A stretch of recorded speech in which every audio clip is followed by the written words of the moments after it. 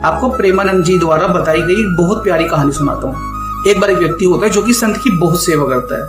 अब एक दिन संत उसकी सेवा से प्रसन्न होकर उसको बोलते हैं कि आज मैं आपको एक गुरु मंत्र देता हूँ। तो उस व्यक्ति ने बोला, गुरुजी क्या आप मुझे धन की प्राप्ति करवा सकते हो, क्योंकि मैं भी देखना चाहता हूँ कि ये भोग विलास ये सब क्या होता है। तभी संत ने उनको बोला कि इस चीज से तुम जितना ज्यादा दूर हो उतना ज्यादा ठीक है तुम्हारे लिए। अब मगर उस व्यक्ति ने फिर भी बोला कि नहीं गुरुजी, मुझे एक बार धन की प्राप्ति करवा दो ताकि मैं भी थोड़ी बहुत जिंदगी जी सकूं।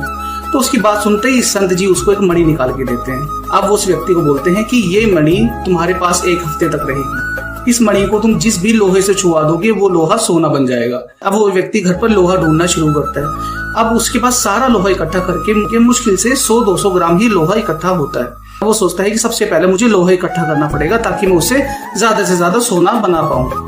अब वो व्यक्ति अपनी सारी संपत्ति बेच देता है, सारी जमीन बेच देता है और संपत्ति और जमीन बेचने के बाद अपने घर के अंदर लोहा इकट्ठा करना शुरू करता है। अब लोहा इकट्ठा करते करते लालच करते करते उसको ये नहीं पता लगता कि उसकी मणि की जो 1 हफ्ते की अवधि थी वो खत्म हो चुकी है। अब उसी दिन शाम को संत उसके पास आते हैं। अब संत को देखकर वो घबरा जाता है क्योंकि उसे पता लग जाता है कि मणि की अवधि पूरी हो गई है। अब संत उससे मणि वापस मांगते हैं। तभी वो व्यक्ति बोलता है कि अभी तो मैंने इससे सोना बनाया भी नहीं था, मुझे बस 1 दिन और दे दो। तभी संत उस व्यक्ति को बोलते हैं, मैंने तुम्हें तभी बोला था चाहे जितना मर्जी धन तुम्हारे पास हो तुम कभी संतुष्ट नहीं हो पाओगे। और यही सारी चीजें हमारे जीवन में भी होती हैं। आजकल हम लोग सोचते हैं कि अपनी जिंदगी जी लेते हैं, 4 दिन की तो जिंदगी है।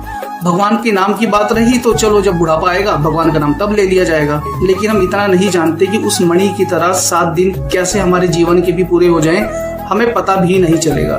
तभी कहते हैं कि समय रहते रहते भगवान का नाम ले लिया करो, नाम जप कर लिया करो, क्योंकि हमारे साथ ऊपर ना तो हमारी धन दौलत जाएगी, ना हमारे रिश्तेदार जाएंगे और ना ही हमारा कोई दोस्त जाएगा।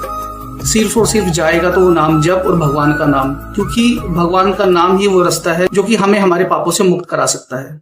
अगर आपको मेरी वीडियोस पसंद आती हैं तो प्लीज मेरे YouTube के चैनल को सब्सक्राइब कीजिए, इससे मुझे बहुत हिम्मत मिलेगी। राधे राधे।